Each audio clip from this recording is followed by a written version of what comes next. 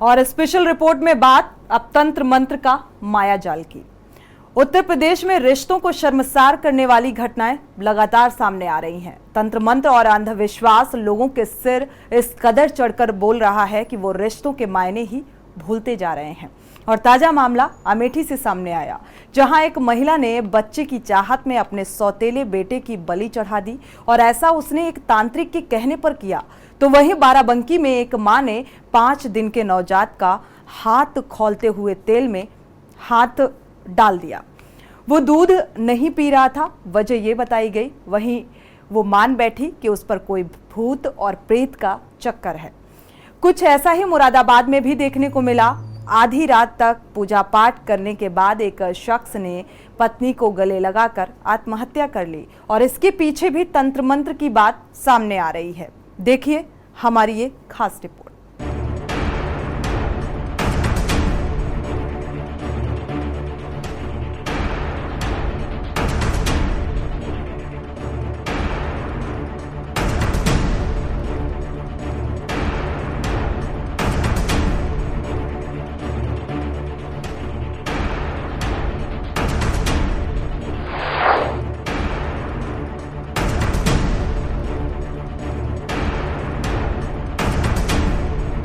तंत्र मंत्र अंधविश्वास का माया जाल।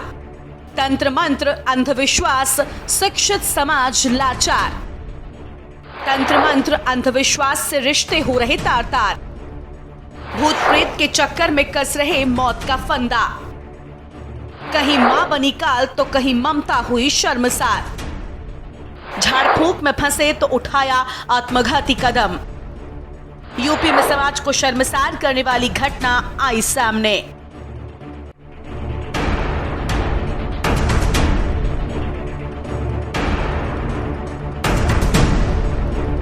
आज जहां दुनिया में नई नई टेक्नोलॉजी को लेकर जंग छिड़ी हुई है, तो वहीं समाज में आज भी तंत्र मंत्र और अंधविश्वास के चक्कर में फंसकर अपने ही परिवार को नुकसान पहुंचा रहे हैं लोग।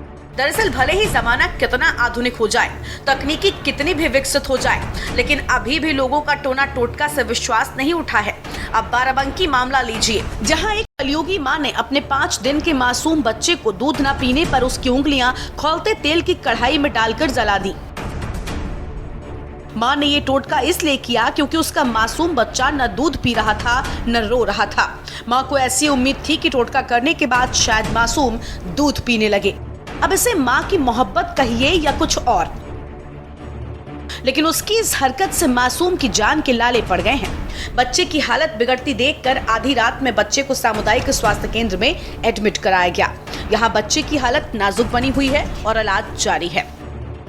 बता दें कि बाराबंकी जिले के फतेहपुर थाना क्षेत्र के इसरौली गांव की रहने वाली आशिया और पति इरफान ने घटना के बाद आधी रात में अपने मासूम बच्चे को सामुदायिक स्वास्थ्य केंद्र फतेहपुर में घायल अवस्था में भर्ती कराया।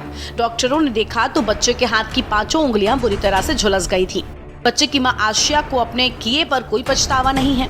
उनका कहना है कि हमारा बच्चा जब से पैदा हुआ न दूध पी रहा था न रो रहा था। हमारे दिमाग में आया कि इसके हाथ की उंगलियां खौलते तेल की कढ़ाई में जला दें तो शायद दूध पीने लगे। हमसे किसी ने ऐसा करने के लिए नहीं कहा था, बस हमारे दिमाग में आया ऐसा टोटका करो ताकि हमारा बच्चा ठीक हो जाए। क्या बच्चा पहले दूध नहीं पी रहा था? दूध नहीं पी रहा। अब पीने लगा है? हाँ? बताओ से पिए। कितने दिन का है बच्चा है? 4 दिन का है। तो क्या लगता था इनको कोई दिक्कत आ रही थी कि झाड़ फूंक वाला काम था क्या? हाँ सही झाड़ फूंक के लिए इन्होंने किया। उसे भी चेक कर रहा है कि ऊपर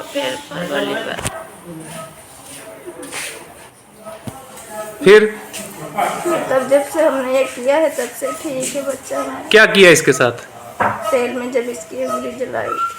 तेल में उंगली जलाई? जी। कितनी उंगलियां जला दी? एक जलावे चले रहे तो उंगली बटोर ली तो अच्छा।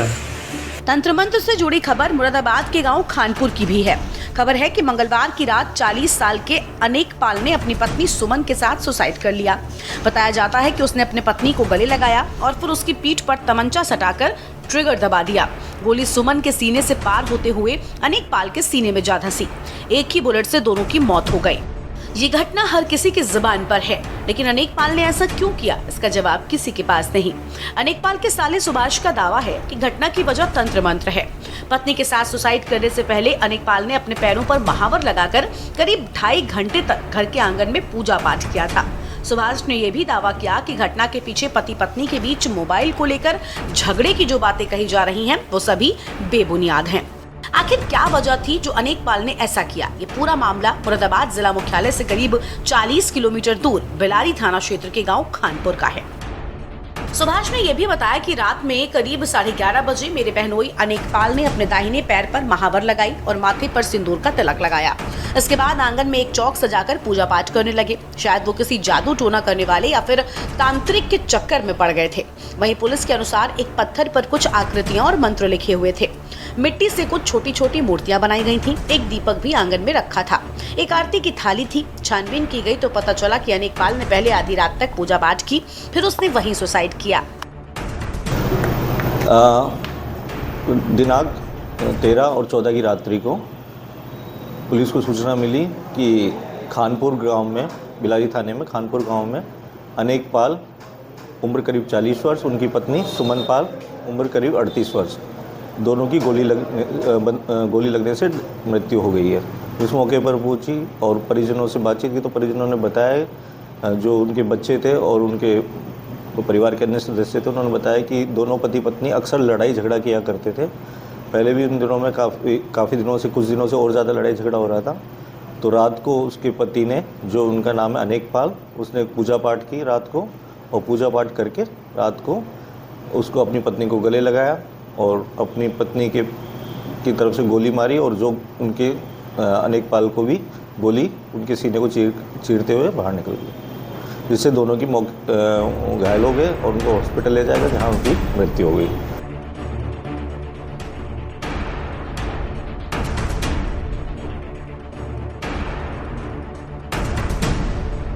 अनेकपाल अपने परिवार के साथ संभल के रचखेड़ा गांव में अपनी साली प्रीति की शादी में शामिल होने आया था। अनेकपाल के साले सुभाष ने बताया कि 8 जून को उनकी छोटी बहन प्रीति की शादी थी। शादी में शामिल होने के लिए ये उसके बहन बहनोई चंडीगढ़ से आए थे। शादी में शामिल होकर 3 दिन पहले ही अपने गाँव खानपुर पहुंचे थे।